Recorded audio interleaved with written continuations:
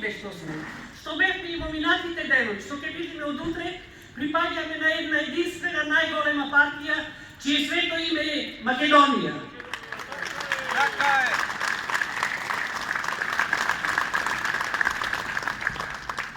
За тоа свето име, во вековните борби, безбројни жртви ги положиле своите животи на олтарот за слобода на Македонија. Тоа свето име, во никој случај, никој не сме по никоја цена да се согласи да се промени. Најмалце ние генерациите што сега сме овде. Тоа свето име е долг наш према тие што загинале и што ги положиле своите животи и према идните генерации кои што треба да не наследат. Македонија во своето петвековно робство по турците, во повеќе годишната окупација на бугарите и на србите, си ги сочувала своето име, идентитетот и јазикот. Ние, во почетокот на 21 век, не смееме да дозволиме да не нема. Македонија е суверена, унитарна, мултиетничка држава. Во неја има само еден официјален јазик, македонскиот јазик.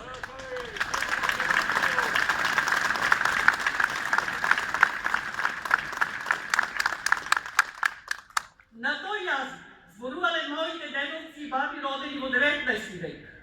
Моите родители родени во почеток на 20 век. На тој јазик зборувале сите ние овде. Зборуваат нашите деца, нашите внуци, внуците на нивните внуци треба да го зборуваат тој јазик.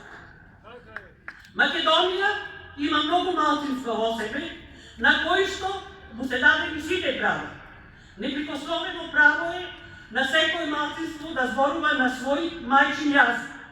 Но тоа право носи и обврска. А обврската е да се знае официјалниот јазик на Македонија, македонскиот. Обврската е да се почитуваат символите на државата во која што живеете, која што ви обезбожува екзистенција. А тоа се химната, грбот и знамето пред се. И покрај сите права, до нешто повеќе што ги има албанското малцинство, тие ни испорачаа тиранска платформа, во која што се гледа многу апетити и барања. Нејзиното постоење некој сака да каже дека не е од тирана. Денеска на телевизија го слушав екс-председателот на Уставниот суд на Албанија, кој што кажа дека таа платформа е под покровителство на Еди Рама. Ние не смееме тоа да го дозволиме. Тие во својата платформа ни порачуваат многу барања, кои што длабоко задираат во унитарноста и во уставот на Македонија. А ни порачуваат токму тие, кои што не негираат дека не постоиме. Господинот Села се осмели на држок начин да ни каже дека ние ни помогнале да го изградиме нашиот идентитет. Тоа никако не е да. Од сите барања што ги поставија, ги дискутираме секоја вечер и секаде.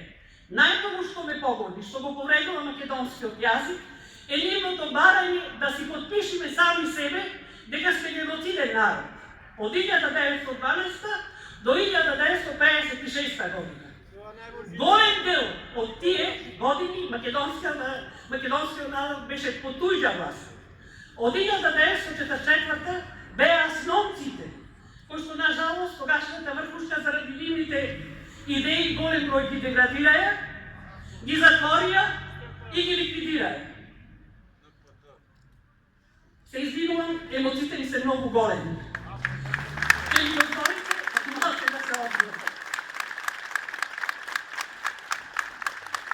Македонија во никој случај никогаш не е била геноциден народ. Никогаш досега никој не побара од нашите сограѓани да се признае геноцидноста на македонскиот народ во Беломорска Македонија. Дори имавме случај кога некој сака да не подели егејци, македонци. Не, ние сме сите македонци.